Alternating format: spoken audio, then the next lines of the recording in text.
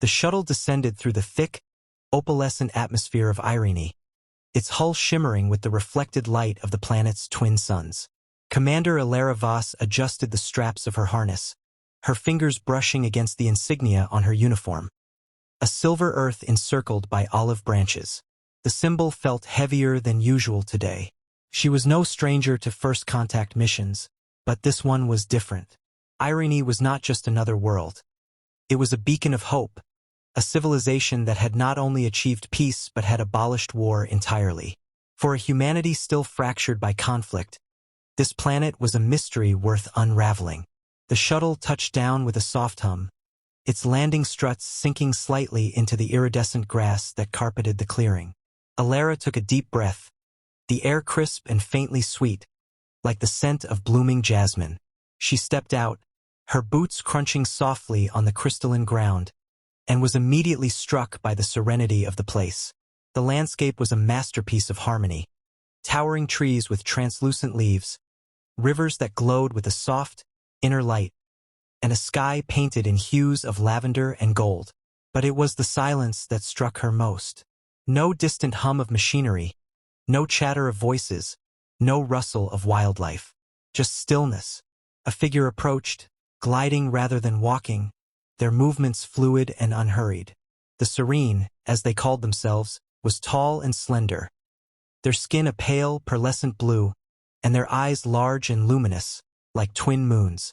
They wore a simple robe that shimmered faintly, as if woven from starlight. Elara straightened, her training kicking in. "I am Commander Elara Voss of the United Earth Coalition," she said, her voice steady. "I come in peace, as an emissary of humanity." The Serene inclined their head, a gesture that felt both regal and gentle. "Welcome, Commander Voss. I am Elian, a custodian of Eirene. We have awaited your arrival with great anticipation." Their voice was melodic, each word flowing into the next like a song. "Please follow me. There is much to discuss." Elara fell into step beside Elian, her eyes scanning the surroundings. The absence of any visible technology was unnerving. No vehicles, no buildings, no signs of industry. Yet, the air hummed with an undercurrent of energy, as if the planet itself were alive. "Your world is extraordinary," she said, choosing her words carefully. "I've never seen anything like it." Elian smiled, a serene expression that seemed to radiate warmth. "Eirene is a reflection of our values. We have chosen to live in harmony with our environment and with one another. It is a path that has brought us great fulfillment." Elara nodded, though her mind raced with questions. How had they achieved this? What had they sacrificed? And why had they reached out to humanity now, after centuries of isolation? She pushed the thoughts aside for the moment, focusing on the present. "I'm eager to learn more about your society. Humanity has much to learn from you." They arrived at a structure that seemed to grow organically from the landscape, a dome of translucent material that pulsed faintly, like a heartbeat. Inside, the air was cool and fragrant, and the walls shimmered with patterns of light that shifted and danced. Elian gestured to a seat that seemed to form itself from the floor, its surface soft and yielding. "Please, make yourself comfortable." Elara sat, her gaze drawn to the patterns on the walls. They seemed to tell a story, though one she couldn't yet decipher. "Thank you," she said, turning back to Elian. "I must admit, I'm curious about how your society functions. How have you maintained peace for so long?" Elian's expression grew thoughtful, their luminous eyes dimming slightly. "It is a question we are often asked. The answer lies in our understanding of conflict. We believe that war is not an inevitability but a choice, one that can be unlearned. Through education, empathy, and a deep respect for all life, we have created a society where violence has no place." Elara leaned forward, her interest piqued. "But surely there must have been challenges. Disagreements, differences of opinion. How do you resolve them without conflict?" Elian's smile returned, though it was tinged with something Elara couldn't quite place. "We have developed methods of mediation that allow us to address disputes before they escalate. Our technology aids us in this, but it is our shared commitment to peace that truly sustains us. Alara's brow furrowed. Technology? I haven't seen any signs of it. Elian's gaze shifted to the patterns on the walls, their expression unreadable. Our technology is integrated. It is part of us, part of Eirene. It is not something we display, but something we live with. The answer was vague, and Alara sensed there was more to it. But before she could press further, Elian stood, their robe shimmering like liquid light. Come, Commander. There is something I wish to show you. Alara followed, her curiosity growing. They walked through a series of corridors, each more intricate than the last, until they reached a chamber bathed in a soft, golden glow. In the center stood a pedestal, and atop it rested a sphere of pure light, pulsating gently. Alara felt a strange pull toward it, as if it were alive. This, Elian said, their voice reverent, is the heart of Eirene. It is the source of our harmony, the embodiment of our collective will. Alara stared at the sphere, her mind racing. What does it do? Elian's expression grew solemn. It ensures that we remain united. It connects us, guides us, and protects us from ourselves. Alara's heart skipped a beat. Protects you? From what? Elian hesitated, their luminous eyes flickering. From the darkness within, the potential for conflict, for violence. The heart ensures that such impulses are managed. Alara's stomach churned. Managed how? Elian's gaze met hers, and for the first time, Alara saw a flicker of unease. It is difficult to explain. But know this, Commander. Our peace is not without cost. It is a choice we have made, and one we believe is worth it. Alara's mind raced, the implications sinking in. Was this the price of their utopia? The suppression of free will? She opened her mouth to ask more, but Elian raised a hand, their expression softening. I understand your concerns, Commander, but for now I ask that you trust us. There is much to learn, and much to discuss. Let us begin with understanding, not judgment. Alara nodded slowly, though her thoughts were a whirlwind.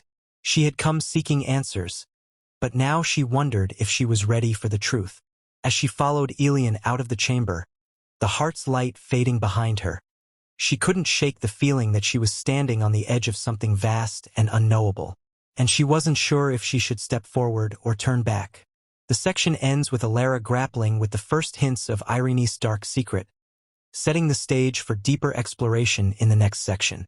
The narrative is focused, with each sentence advancing the plot or deepening character understanding, while leaving enough intrigue to encourage continued reading.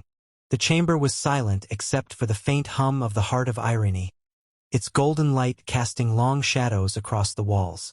Alara stood before it, her arms crossed, her mind a storm of questions. Elian had left her alone with the sphere, claiming she needed time to absorb its essence. But Alara wasn't here to absorb anything. She was here to understand. And what she had learned so far was unsettling at best.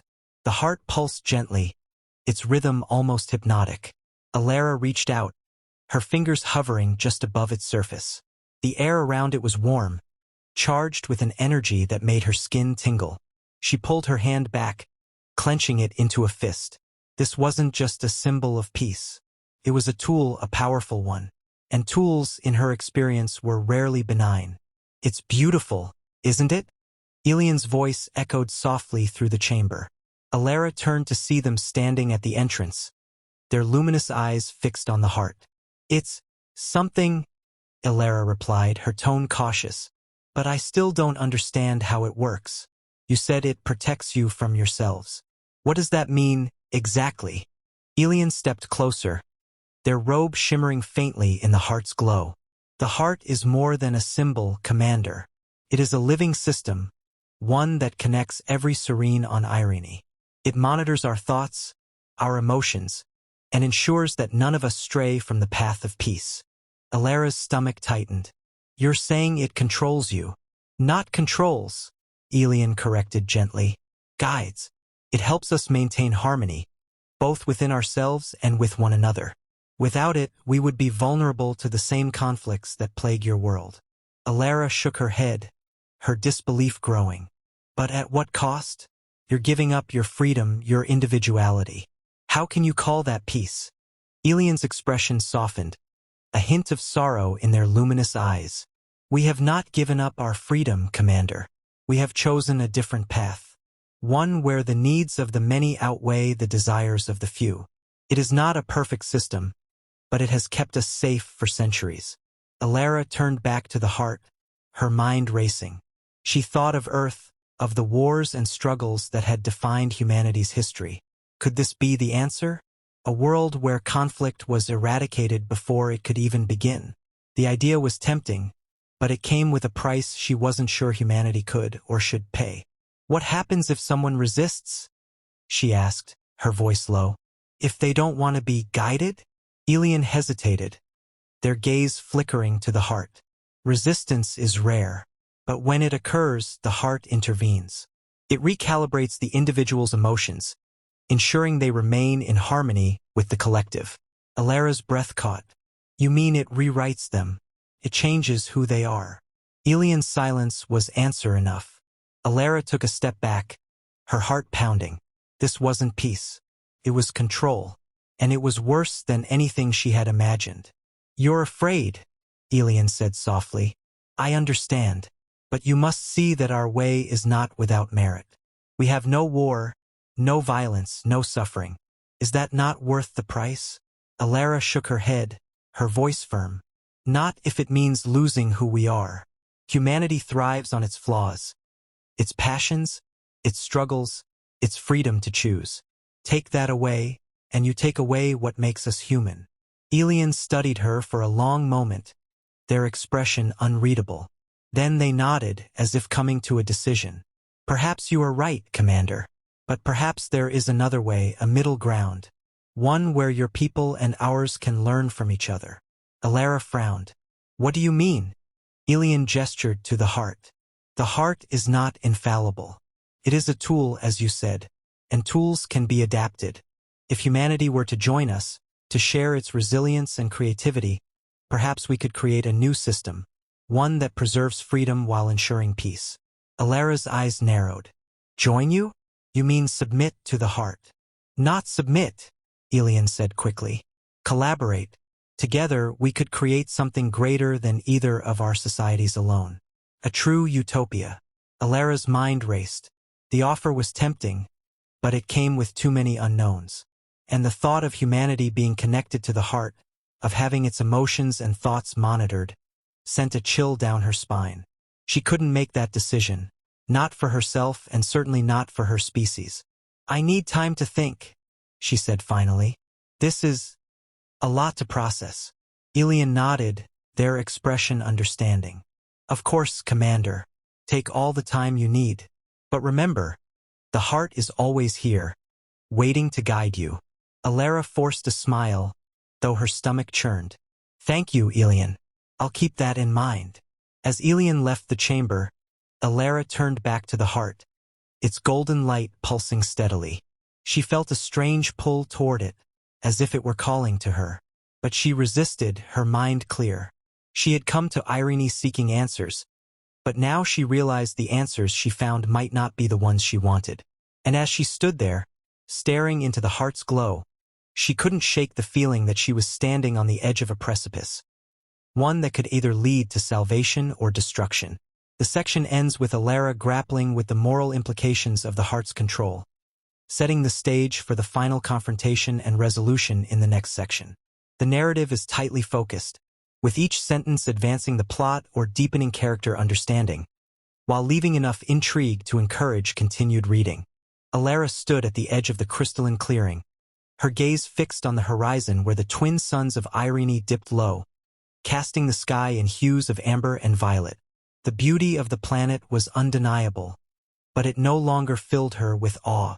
Instead, it felt like a gilded cage, its serenity masking a truth she could no longer ignore. The heart of Eirene was not a symbol of peace. It was a mechanism of control, and its golden light now seemed to pulse with a menacing rhythm. She had spent hours wandering the planet's surface, her mind a whirlwind of thoughts. Elian's offer lingered in her thoughts, tempting and terrifying in equal measure. A utopia where war was abolished, where suffering was eradicated. It was everything humanity had ever dreamed of. But the cost was too high. Freedom, individuality, the very essence of what made humanity human. All of it would be sacrificed. And yet, the alternative was to return to Earth with nothing but questions, leaving her people to continue their endless cycle of conflict. As the suns dipped below the horizon, Elara made her decision. She would confront Eirene, not as a diplomat seeking answers, but as a voice for humanity's unyielding spirit.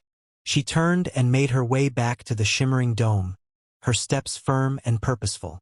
The Serenes she passed regarded her with their usual calm, but she no longer saw serenity in their luminous eyes.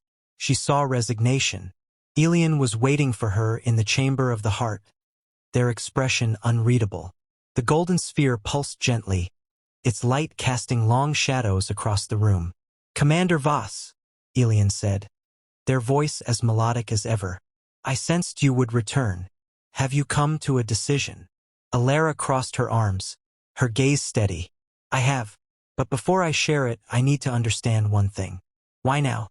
Why reach out to humanity after centuries of isolation?" Eirene's luminous eyes flickered, a rare sign of hesitation. "The heart has foreseen a change, a shift in the balance of our society.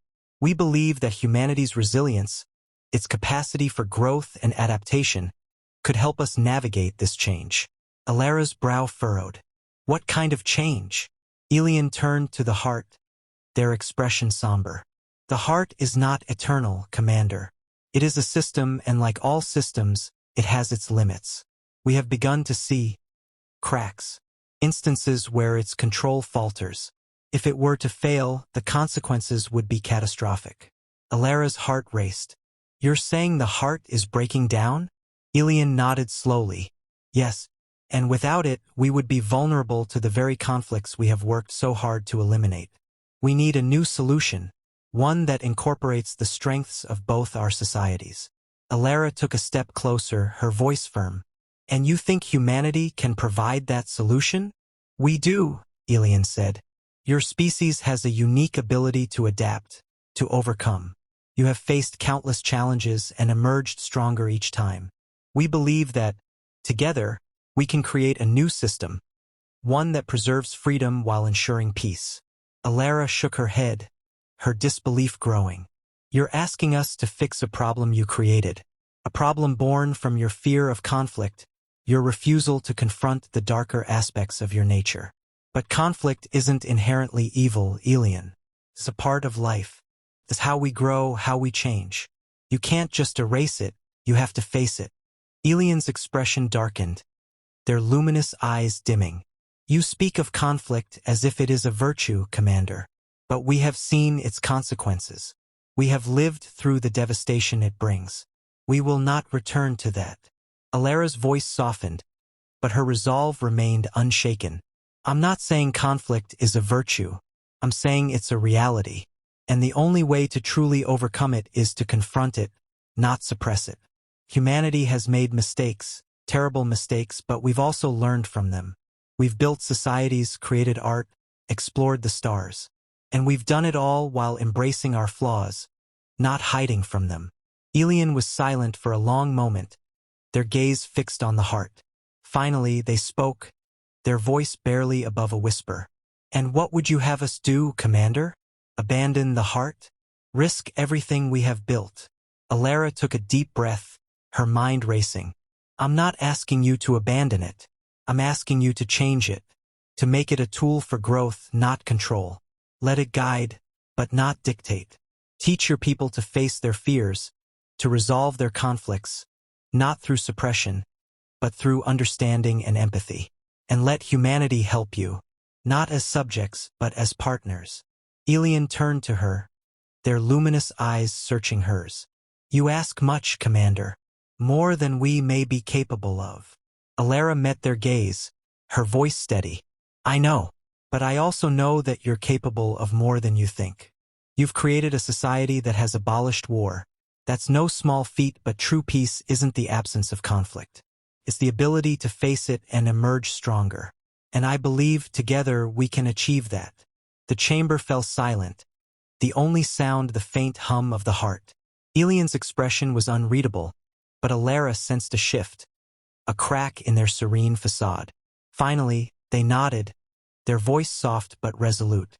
We will consider your words, Commander. But know this, the path you propose is fraught with danger. It will not be easy. Alara smiled, a flicker of hope igniting in her chest. Nothing worth doing ever is. As she left the chamber, the heart's golden light fading behind her, Alara felt a sense of purpose she hadn't felt in years. She didn't know if Elian would heed her words, if the Serenes would take the risk. But she had planted a seed, and that was enough. For now, the twin suns of Eirene had set, and the planet was bathed in the soft glow of its bioluminescent flora. Alara looked up at the stars, their light faint but steady. Somewhere out there, Earth was waiting, and when she returned, she would bring not just answers, but a new hope. A hope that one day, humanity and the Serenes could find a way to coexist, not through control, but through understanding. The section ends with Alara's resolve to advocate for a new path, setting the stage for the story's conclusion while leaving enough intrigue to encourage continued reading. The narrative is tightly focused, with each sentence advancing the plot or deepening character understanding, and the ending provides a satisfying yet open-ended resolution.